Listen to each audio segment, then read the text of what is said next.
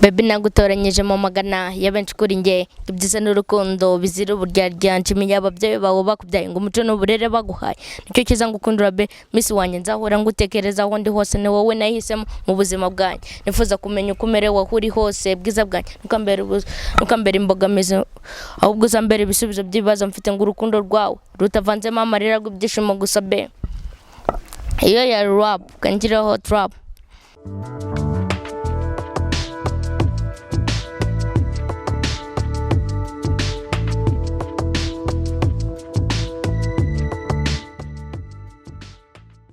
Yes you guys twongeye kwasuhuza amahoro y'Imana nabane namwe kuri Iris Rwanda. Narababwiye ngo tuzatwanye dutwike uyu munsi ni show mbazaniye umuhanzi mushya impano nshyashya noneho twakire muri studio za Iris Rwanda kandi muzakomeza kubona nk'umwe mu bantu binjiye mu nshingano za Iris Rwanda TV. Nimwe mu bantu binjiye mu nshingano mushigikire nko kushigikira Gugu nko gushigikira Cece nko kushigikira Hafiya ari ku rwego twifuza no kumona tumbagiye akagera ku rundi rwego araza kutubwira injyana ririmbamo atubwire niba ari Afrobeat, R&B, hip hop cyangwa se kinya trap. Gusa icyo nzi cyo nuko afite indimi ntoza injyana ebyiri zitandukanye kandi agenda avanga. Ahangaha rero turi kuri a piece of Rwanda. Bivuye neza amanye a piece of Rwanda.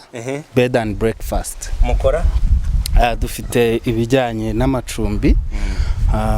Tukagira ibijyanye na video and photography. Yego. Tugira service nyinshi, tugira international cuisine. Cyo ni igikoni mpuzamahanga. Ku muntu wumva ashaka kuza kurya ibiryo by'abanyamexike ni karibu, byose turabigira hejuru cyane. Uwo mwumva ni Jamari araza kudusobanura byinshi mu mwanya uri buze numwe mu bajyanama b'abahanzi bakomeye cyane. Mbaye mushize ku ruhande mu mwanya ndaza kongera kumuhamagara. Reka mpamagara umuhanzi wanjye sasa. Ni impano nibikiye mugiye kubona agiye gutangira atwibwira. Bimeze bite? Meze neza. Hari kuri kumwenyura koko. Yego. Ngungiki. Iyi nyogosho bayita ngwiki? Ayita rokoke. Rokoke. Abantu yogoshesha rokoke tugire gutya. Twagiye ugiye gutangira utwibwira mu buryo bw'abasani. Ejo none gahazaza unega iminsi ngibyo nyine ibizi mvuga nabe nacyo duhuriye umenye ibyo hangana n'umusaraba wawe. It's your boy from nowhere Wizzy Maker Umwana. Ngeje nejo ntuntege? Ahazaza. Ako bisemo witonde. Nushaka kubitona igice cya kabiri ntaribi. Ejo none gahazaza unega iminsi ngibyo nyine ibizi mvuga nabe nacyo duhuriye umenye ibyo hangana n'umusaraba wawe. Unega iminsi ko mbonye ndabizi ko mvuga nabe sura nziza iki ushimishwa nuko nambabaye uko mbaye Imana n'ibizi nubwo rubanda bazabonega iminsi nzabareka nkuri cyane bereka ko turi kwisi. Yego na muntu zuwabo n'ubwanza wanabaza ko tubayeho ndi muto mfite Imana uneganye ejo hazaza nubwo rubanda badurwame kambareke ibyisi n'ababizi. Jama yera hino Wizzy Maker numwe mu bahanzi dufite mu karere ka Musanze babana bashobora gusimbura impano nyinshi muri Musanze cyangwa gafatanya nabo umwumvisha uti? Wizzy Maker courage kabisa, ndumva je neza courage rwose. Benshi dufite batangiye ari abana, abenshi batangiriye muri gospel ariko kubona umwana utangiriye muri sekira wumva afro yani courage kabisa, ameze neza.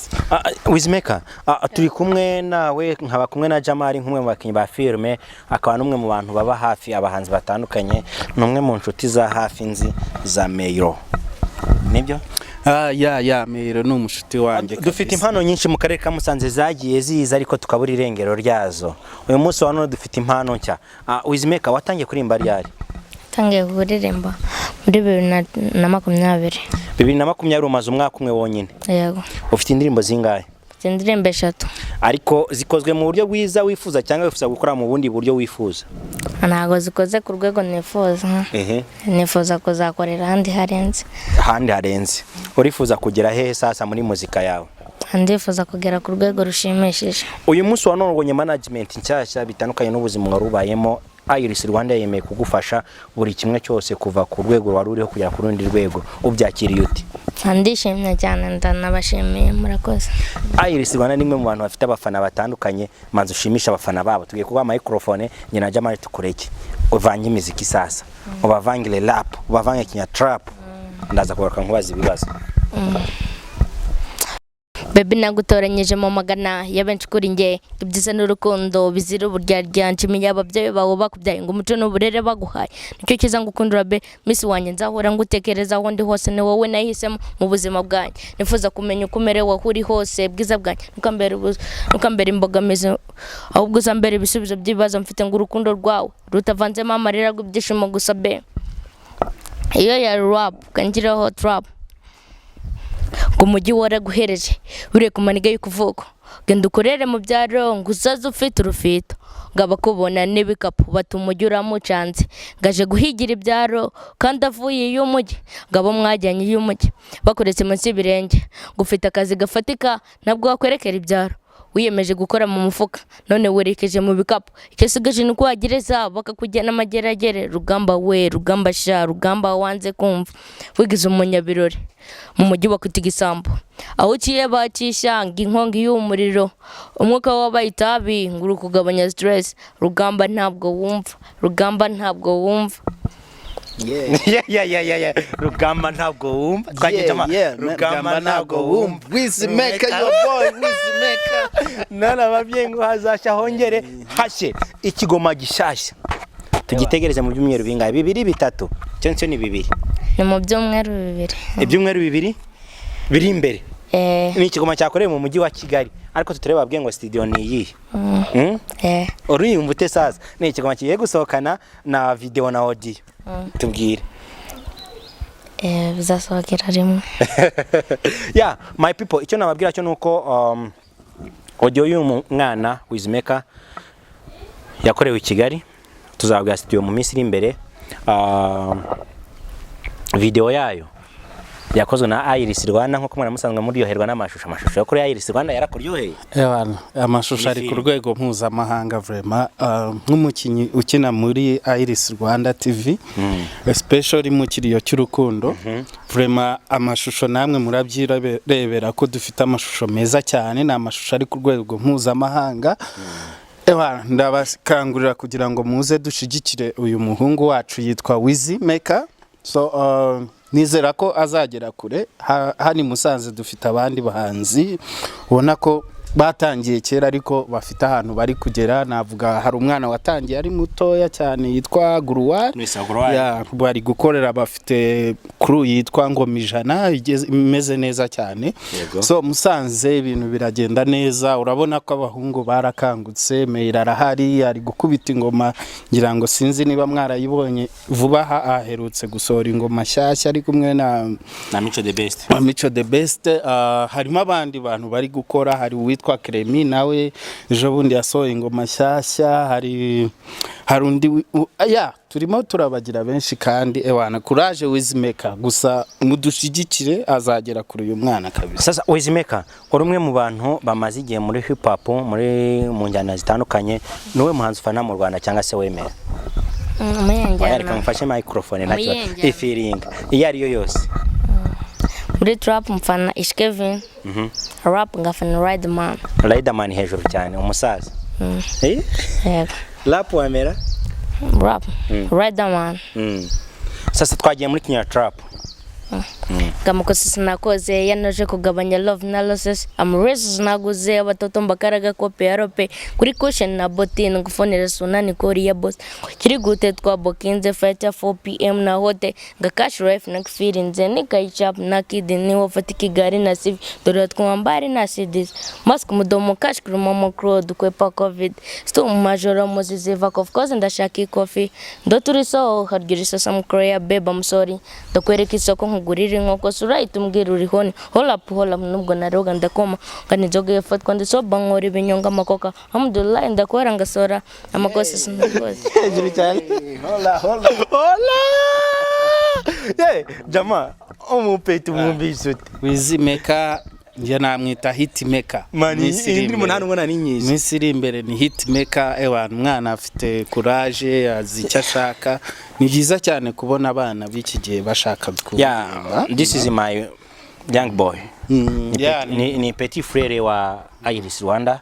Abantu barimo Jamari, abantu barimo Gugu, abantu barimo abantu batandukanye ba hafi ya ni blow wao, ni blow wa Cheche. Bamufate nka blow wao twiteguye ko mu minsi iri imbere turamona ku rundi rwego rutandukanye. Wizzy Maker, uri umwe mu bantu bameze nk'igiye bakurikirana muzika yo mu Rwanda. Alright. Ubundi amashuri yawe ugeze mu wa kangahe? Ndangije wa gatandatu ngiye kujya mu wa mbere segonderi. Nk'umuntu ugiye kujya mu wa mbere segonderi, wa mbere w'amashuri yisumbuye, urumva muzika yawe uzabihuza n'amasomo bigakunda?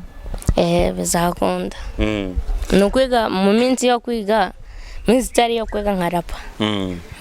Muzika ni uguhozaho, muzika ni uguca bukira, gukora warm up, gukora repetition, gukora practice mu buryo butandukanye. Wiyumva ute muri iyo practice bigusaba kugira ngo ugire imbaraga n'ingufu kugira ngo n'imbaduko kugira ngo mu minsi izaza uzabura umuntu ukomeye cyane muri muzika nyarwanda? Ikintu cya mbere nkora kugira nzazamuke ni repetition cyane cyane.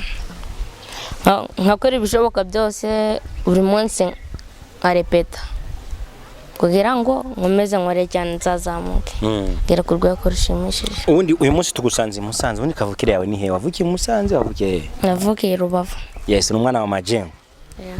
Yego. Mutoto wa Goma. Hafa. My dear, niba ubona Wizzy Maker ashoboye nk'umuntu twashigikira muri urugendo rwa muzika, jya muri comment wandike ngo Wizzy Maker at the super of Musanze. Wongereho ngo Meyilo is the super of the Musanze.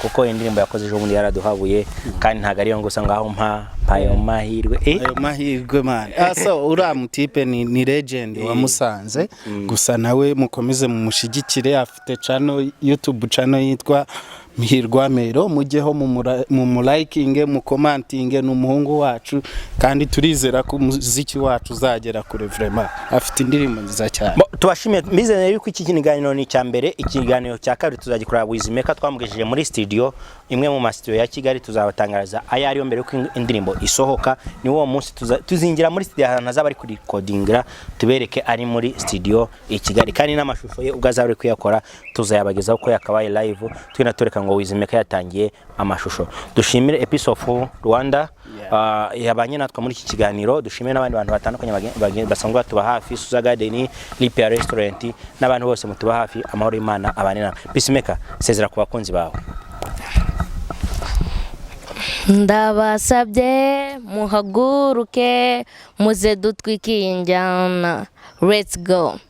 Ejo nejo none gahazaza unegminti kibyinyiri bizi mvuga nabi necyo duhurije umenye ibyo hangana n'umusirabo.